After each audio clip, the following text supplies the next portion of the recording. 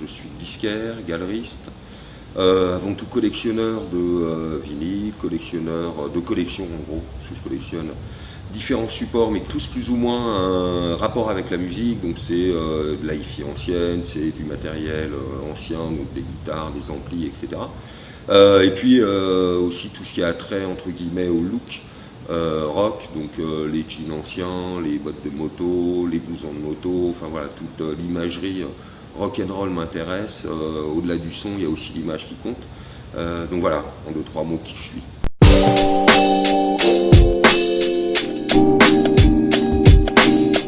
Alors, mon parcours est le parcours d'un gars de 55 ans qui, il y a une dizaine d'années, prend du recul par rapport à ce qu'il est en train de faire, sachant que ma passion c'est la musique et l'image, et que pour subvenir à mes besoins et à ceux de ma famille, j'ai eu un travail, on va dire, normal, dans une entreprise normale, avec un cursus normal où j'ai navigué de poste en poste pour finir dans une direction commerciale, dans un secteur d'activité qui n'avait rien à voir avec la musique, qui était l'optique. Et arrivé à 46 ans, comme beaucoup, je me suis posé des questions sur le sens de tout ce que je faisais. Et voilà, et le constat c'était que je faisais quelque chose qui économiquement était rémunérateur, mais qui intellectuellement et d'un point de vue passion ne me satisfaisait pas.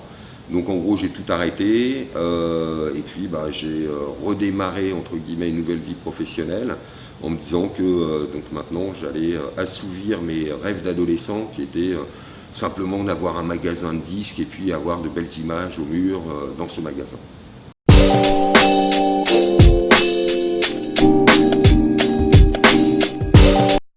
Alors, le concept de la galerie Stardust et Mood, en fait, au départ, ce sont deux concepts différents, on va dire, et éloignés géographiquement, puisqu'on avait donc ce petit magasin Mood qui était situé au Pré Saint-Gervais, qu'on a ouvert sous statut d'auto-entrepreneur avec un de mes potes collectionneurs de disques comme moi il y a à peu près 4 ans.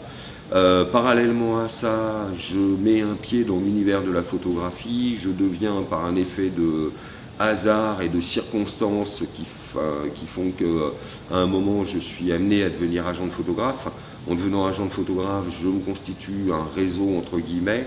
Et à partir du moment où j'ai mis un pied dedans, j'ai plus voulu lâcher l'affaire. Donc pour le coup, plutôt que d'aller ouvrir une galerie au Pré Saint-Gervais au départ, qui était un peu excentré par rapport au centre culturel parisien, j'ai décidé d'ouvrir cette galerie donc, du côté de République, donc rue Notre-Dame de Nazareth.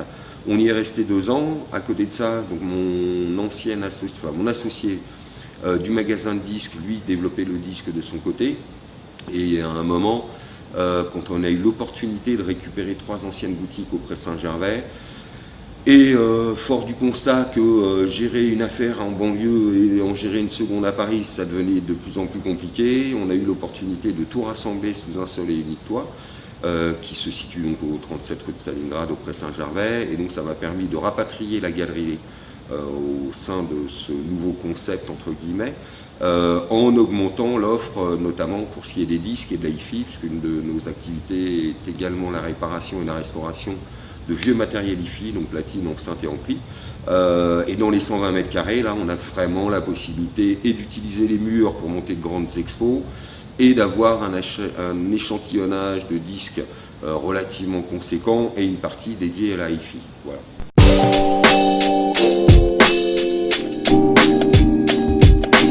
Que représente pour moi la culture? La culture, c'est ce qui nous entoure tous les jours. C'est pas un truc élitiste, c'est un truc qui doit être transmis au plus grand nombre.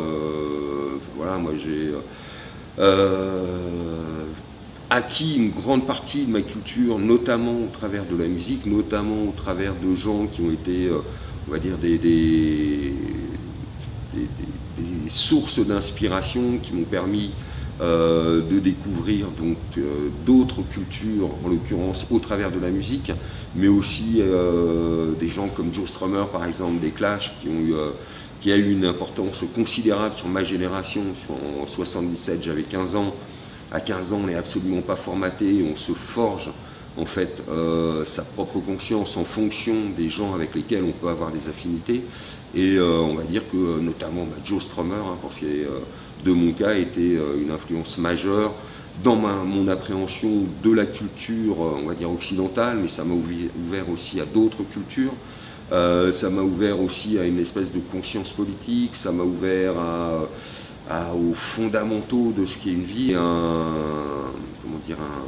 un vivier permanent de connaissances, d'intérêt, de curiosité. Aussi la nécessité de découvrir d'autres univers, d'autres personnes, d'autres parcours, d'autres carrières, enfin d'autres prismes de la vie.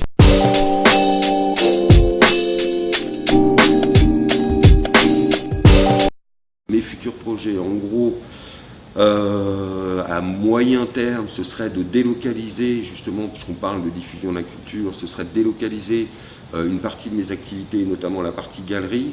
Je suis en train, comme j'ai pu le faire précédemment, en allant exporter les expos que je montais à Paris, je les ai notamment exportés à Londres ou à Aix-en-Provence. Donc je monte des partenariats localement avec des gens qui sont intéressés par la culture rock et par l'iconographie rock. Donc l'idée, là, à très court terme, ce serait de monter 4 expos en même temps du côté de Limoges. Ça devrait vraisemblablement se faire aux environs de la mi-décembre et ça devrait courir jusqu'à mi-janvier, voire fin janvier. Et là, en l'occurrence, je remonterai les 2 expos que j'ai montées avec un photographe hollandais qui s'appelle Gisbert Ankrot, avec lequel on avait déjà travaillé sur une collection, sur une expo consacrée uniquement à David Bowie. Donc cette expo David Bowie repartira à Limoges. Parallèlement à ça, on avait développé aussi une espèce d'exégèse de son travail qui s'appelait Abba Zappa, qui était aussi lié à la sortie d'un bouquin qui en gros, de manière alphabétique, recensait l'énorme quantité d'artistes qu'il a pu voir passer sous son objectif. Donc l'idée, c'est d'exporter ces 2 expos du côté de Limoges.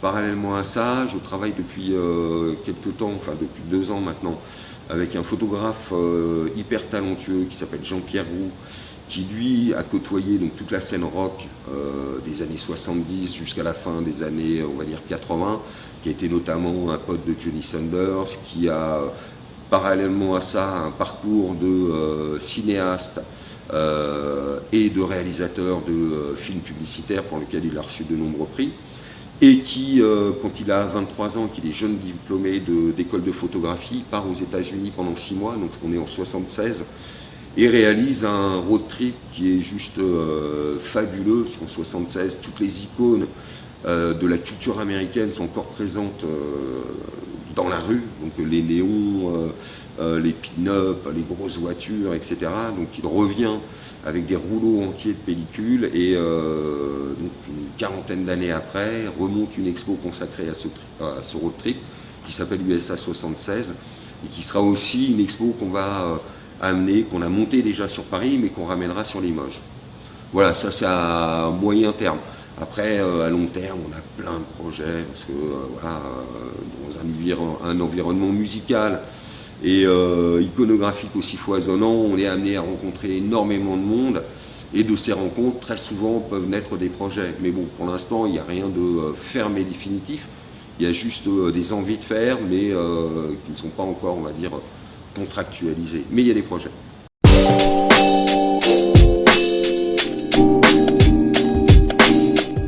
Les meilleures adresses pour aller chiner, c'est tous les chineurs sont comme les pêcheurs. C'est-à-dire qu'un pêcheur, quand il a trouvé un bon coin, il a du mal à partager l'information. Moi, pour ce qui est de mon cas, on va dire que les meilleures adresses pour chiner, à l'heure actuelle, je dirais, c'est essentiellement les salles des ventes aux enchères. C'est là où il y a des collections les plus importantes qui sortent. C'est là où potentiellement on a le moins de concurrence, c'est-à-dire qu'il fut un temps quand on faisait les brocantes et que le CD était à son apogée, tout le monde se débarrassait des vinyles. Et voilà, pour la petite anecdote, moi je partais le dimanche matin, j'avais l'équivalent de 15 € en poche, donc 100 francs en poche, je partais chiner. On était à une époque où plus personne ne concevait de pouvoir ou de devoir conserver ses disques vinyles. Et en partant avec 100 francs en poche, je revenais avec l'équivalent de 2 gros sacs Carrefour remplis de disques. Donc ça, c'était bien avant le retour et comment dire, le retour en grâce du vinyle. Ensuite, les choses ont quelque peu évolué. Il y a de plus en plus de chineurs sur les marchés aux puces, sur les brocantes, sur les vides-greniers. Donc la tension devient de plus en plus palpable, la concurrence est de plus en plus féroce, et moi ce que je veux, c'est faire ça, on va dire, dans le calme, la sérénité. J'ai pas envie de me prendre la tête pour un disque à 1 €. Enfin voilà, il y a toute une ambiance aujourd'hui au sein des vides-greniers et des brocantes qui ne me convient plus. Alors c'est peut-être l'âge qui fait ça aussi, mais voilà, je trouve plus facilement mon bonheur en allant acheter de grosses quantités sur les salles des ventes, ou éventuellement chez les gens qui viennent nous voir, notamment dans le magasin de disques, en nous proposant de racheter toute ou partie de leur collection, plutôt que d'aller chiner comme on pouvait le concevoir auparavant.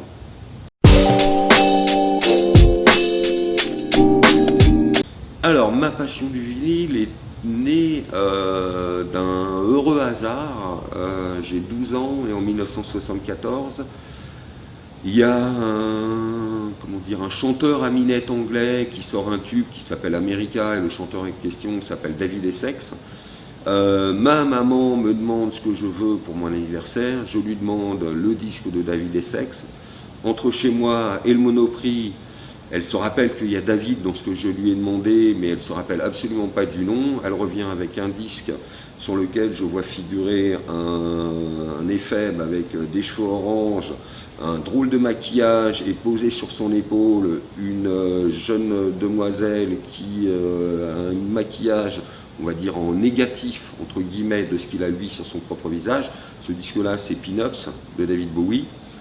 Et ça a littéralement changé ma vie, dans la mesure où à la maison, on n'écoutait pas de rock, on n'écoutait pas de musique, on va dire, actuelle.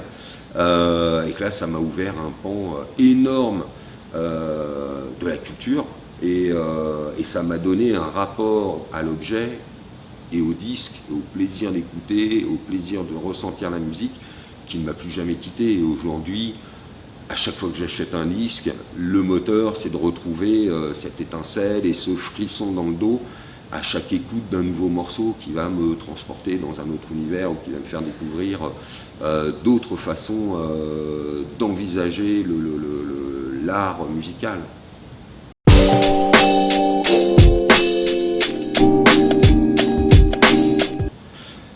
Alors, ce qui me fascine dans la photographie, en fait, il faut ramener ça